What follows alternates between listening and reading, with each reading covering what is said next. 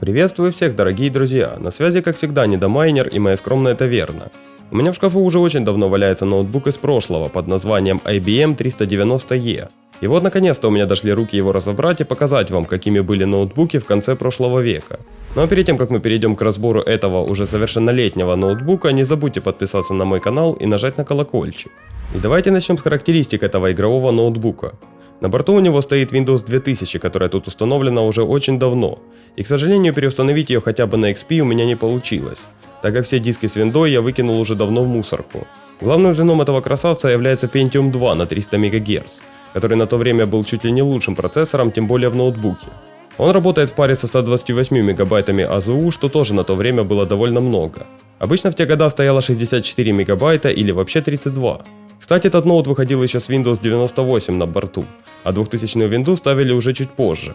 В качестве графики тут стоит дискретная видеокарта Neomagic Magic Media 256 с огромным объемом на 2,5 мегабайта. Эта малышка настолько мощна, что могла запускать даже GTA тех лет, а играть в GTA на ноутбуке в те года была та еще роскошь. Так что владелец такого ноутбука явно мог выделяться из толпы, прямо как сейчас владельцы складных смартфонов. А в наших странах ноутбуки в 90-х были вообще у единиц, и только в начале 2000-х они хоть как-то начали появляться в магазинах. Сама же фирма IBM уже давным-давно не выпускает ноутбуки. Думаю, вы часто видели название ThinkPad на ноутбуках Lenovo. Так вот, им она продала свою линейку еще в 2005 году, но в то время это был очень сильный игрок на рынке компьютеров. Что касается мышки в этом ноутбуке, то она реализована далеко не сенсором, как все привыкли. Сам курсор двигается маленькой пупыркой посреди клавиатуры, и если честно, эти ощущения даже не передать. Это настолько убого и неудобно, что лучше подключить сюда хотя бы шариковую мышку, которые раньше были весьма популярны. Сами же кнопки здесь выполняют такую же роль, как и сейчас. А самое увлекательное, что можно тут найти, это объем жесткого диска, всего 11,2 гигабайта.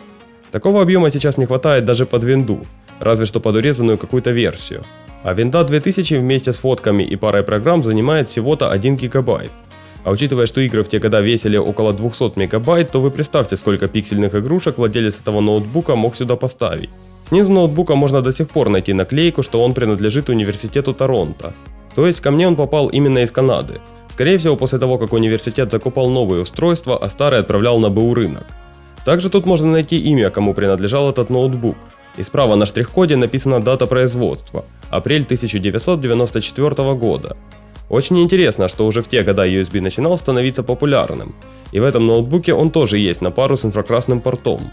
А за этой маленькой сеточкой скрывается вентилятор, и рядом с ним отсек для батареи, который, конечно, уже нету. Но, к сожалению, у меня не удалось завести ни одну современную флешку через этот USB. Возможно, дело в Windows 2000, так как все флешки определялись, но винда предлагала их форматировать вне зависимости от файловой системы на флешке.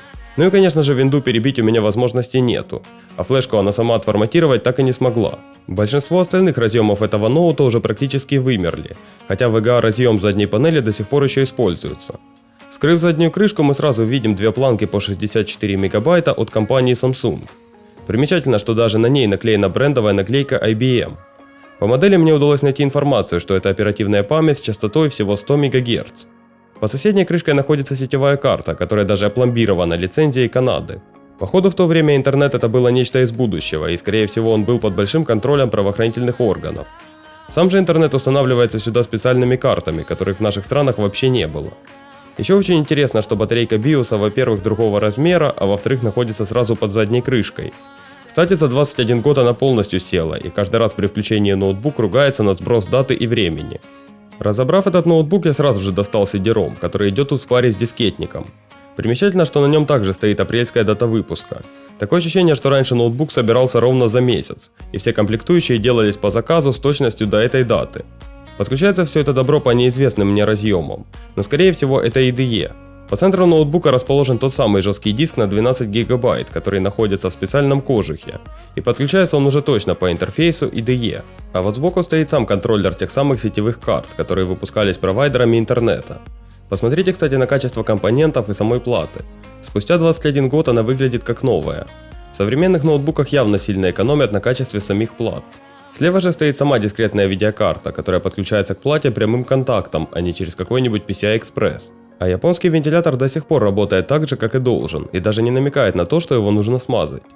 Само же охлаждение реализовано очень странно. Вентилятор дует по сути в отсек из железных пластин, а горячий воздух остается внутри самого корпуса. Саму же материнскую плату достать оттуда я не смог, как будто бы она создана, чтобы ее поставить один раз и не доставать. Ни болтиков, ни защелок я больше не видел, а плата все равно стояла мертвым грузом, как будто бы ее приклеили на клей. Но все интересное и так было на поверхности, и вряд ли бы такая система охлаждения легко бы позволила мне ее открыть и увидеть заветную надпись Intel Pentium. В общем, само качество ноутбука меня поразило, так как нечасто разбирая новые ноутбуки получишь такой кайф и понимаешь, что производитель действительно не экономил в своем продукте. Хотя это и так понятно, ведь он полностью работоспособен спустя 21 год. Я долгое время пытался хоть как-то запустить на нем флешку и поставить пару игр, но все мои попытки увенчались провалом. Windows 2000 напрочь отказывается дружить с нынешними флешками. Из дисков у меня под рукой есть только DVD, который в те года не поддерживал ни один CD-ROM.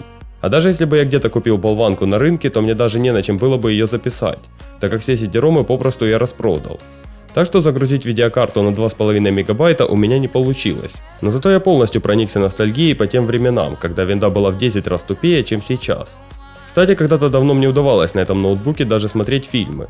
Правда, приходилось закрывать через диспетчер задач Explorer .exe, чтобы фильм не тупил. Также на нем я благополучно проходил Dune 2000.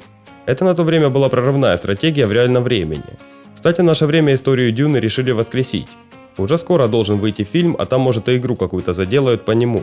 В целом этот ноутбук тянул абсолютно все игры на момент своего выхода. Именно поэтому я его и назвал игровым. Так как в то время особо не было такого разделения на игровые устройства и нет.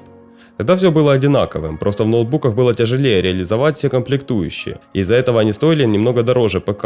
А игроделы тех лет явно не делали игры с намерением сделать крутейшую графику, так как графики по факту не было нигде. В те времена все пытались зацепить людей какими-то интересными сюжетами или разнообразным геймплеем. Возьмем, к примеру, тот же первый Doom. В нем не было никакой графики, но сам факт того, что можно было устроить месиво, уже привлекал очень много людей, которым была по душе такая атмосфера. Хотя в наши года Doom особо и не поменялся. Это тоже рубилово, как и было раньше. Но на мой взгляд сейчас требования к играм уже совсем другие, и разработчикам нужно проделывать еще больше мелочей и как-то делать геймплей более насыщенным. И почти во всех современных проектах они об этом забывают. Отсюда и провальные оценки для большинства игр. Так как крутая графика и большой открытый мир это очень круто.